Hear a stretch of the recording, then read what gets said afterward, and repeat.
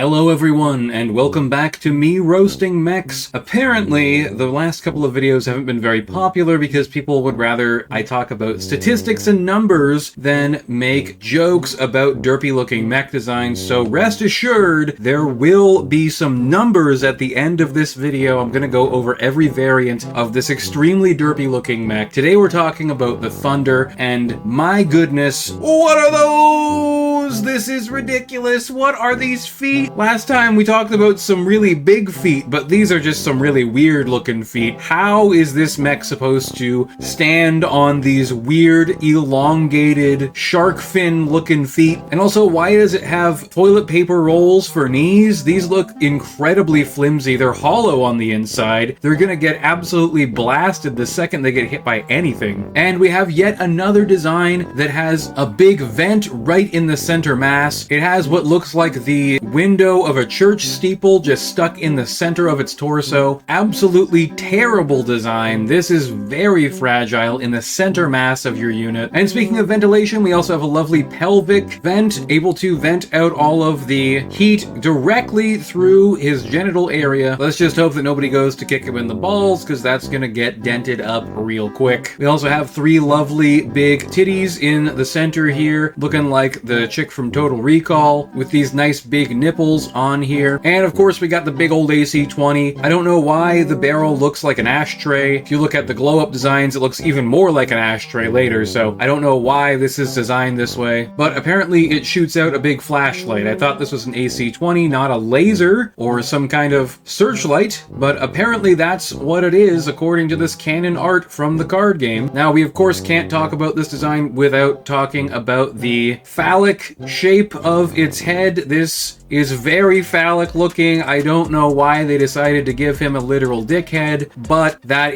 is what they decided to do. Okay, glow-up designs looking a little bit better. We've got the vent here positioned so that it can keep both the balls and the ass nice and cool. We still have what looks like a church steeple strapped to the front here. I don't know why this is here. This is a terrible design. The arms are looking a little bit better, but now from the side angle, we can see there's another vent here right under the LRM-5 launcher. I don't know why that's there. Again, another weakness. This is a bad decision. And for some reason, there's a vent in the shoulder as well. I think this is actually supposed to be some kind of like shoulder turning mechanism. Let me know what you think all of these weird little gubbins and stuff that are stuck on the unit are supposed to be in the comments. Always love to hear your weird explanations for things, guys. So the plug art still has the toilet paper roll looking knees kind of, but they're a little bit more bulky and a little bit more armored looking, and you can see that they're actually not hollow here. So it looks like these are just big armor plates that are protecting the knee joint. So that's a little bit more reasonable. And then on this one, they've altered them even further and added a nice big armored plate right in front of the knee. Of course, when the knee bends, it looks like it completely stops protecting it, but there's only so much you can do to protect moving parts. I still don't understand what the hell is going on with these feet. They've gone for a new design in the 2011 version. They basically just stuck on big semicircular rotating feet, it looks like. Maybe that's what this was supposed to be in the first place. Maybe these collapse up into the foot to be like shock absorbers when it's running. This thing moves at 86 kilometers per hour, so it's got to be able to do something interesting with these big clompers. Now, Plog's version here has kept the classic dickhead shaped helmet, but has managed to make him somehow less menacing looking. I mean, these eyes just look sort of very sad and depressed, whereas these eyes look pretty menacing. And I mean, on this one, it just looks like there's nobody home. I mean, the lights aren't even on here. The lights are off and nobody's in there. Not a single thought in this dickhead. But the 2011 version has added a Prince Albert to the dickhead for some reason. They've decided to add this little gem here, this little piercing. This is supposed to be the Thunderbolt version of the mech, I believe. Speaking of, let's look at some statistics. We have the original Thunder 1L, a 70-ton mech that moves at 5'8" with an XL engine. This is one of the best weights for a 5'8" moving mech with an XL engine. 70 and 75 ton are pretty much equal in terms of the amount of available tonnage you have. This mech is pretty cheap at 1471 battle value. It has one LRM-5 for some paltry fire at long range, 3 medium pulse lasers to hunt down light mechs up close and personal, and it has an AC-20 with 3 tons of ammo, so pretty good field sustainability here. Great armor, 30 on the legs, 22 on the arms, 23 on the side torsos, and 34 on the CT. Very durable. Maxed armor for a 70-tonner is always going to be very hard to take down, especially with that 5.8 movement, giving it that 3 TMM. The LRM-5 is almost insulting. This is basically useless and a big waste of 3 tons. Case protecting the ammo means that even if it goes up, the mech will still be recoverable, which is very nice. I rather like the Thunder 1L. It's a very cheap close-range brawler with decent mobility. The Thunder 2L, on the other hand, is a bit of a weird unit. It vastly increases the battle value cost because it has stealth armor. Not quite as much of it, but it does have stealth armor, which is kind of nice. But this unit has triple strength Myanmar and the stealth armor with inadequate heat sinking for all of its weapons. So it is very finicky. This is a hard unit to run really well because it's really difficult to keep it at exactly 9 heat, and it's going to require a lot of finesse from the player because you're going to have to turn that stealth armor off if you want maximum effectiveness. On top of that finickiness, it has a streak SRM-6 launcher, which is very unreliable. When you have triple strength Myanmar, you want to stay at exactly 9 heat and budget your heat, and streak SRMs are really bad at that because they don't produce heat unless they fire. So you could find yourself 4 heat down and your triple strength Myanmar not activated when you need it. Aside from that though, it is a side grade rather than a direct upgrade, I would say, overall in terms of firepower. It has more range with 2 ER medium lasers and an LB20X. So this has 4812 versus the 369 of the regular AC20. But we are down 1 laser overall, and the lasers are less effective at close range, more effective at longer ranges. But this unit doesn't really have enough mid-range firepower to be a mid-range skirmishing unit. It's still a dedicated close-range brawler. So despite having the lovely ECM and triple strength Myanmar and stealth armor to protect it on the way in, because of the greatly increased battle value, the Thunder 2L is probably a worse close-range brawler than the Thunder 1L point for point. And the Thunder 3L is just a really weird unit. It has an Arrow 4 in place of the AC20 and is even worse at managing its heat. It does still have the stealth armor, so this could be a good mobile, long-range firepower unit. It just runs around firing the Arrow 4 from long range and keeps itself safe with that stealth armor. And once that runs out of ammo, it can get in close and start using its close-range weapons. I don't think that you're ever going to be able to maintain triple strength Myanmar with this mech at all, so you might as well just ignore that or treat it as a way to spike your heat really high and make you less vulnerable because you will offset the heat movement penalties. Lastly, the C4 variant is a more traditional heavy brawler. Now this is the latest era variant, but it reduces the overall speed in order to bring jump jets. So a 4.66 movement profile is more reliable in more situations than being ground bound at 5.8, but it can't cover ground as quickly as its cousins. Better in hills and cities, worse in open terrain. With 12 rounds of fire for its excellent Thunderbolt 20 launcher and Case 2 protecting the right arm from ammo explosions, this is the most durable version of the Thunder, but it is also by far the most expensive. At 2028 battle value, this is a pricey mech, and it only has 1 medium range weapon in an era where 14 medium range is the new standard, meanwhile focusing on a trio of ER medium lasers and 1 medium X-Pulse laser for that close range defense. Is the Thunder C4 a good unit? I would say it's probably not worth over 2000 battle value, but a 20 damage hit at 12 range is pretty threatening. Let me know what you think in the comments, everyone.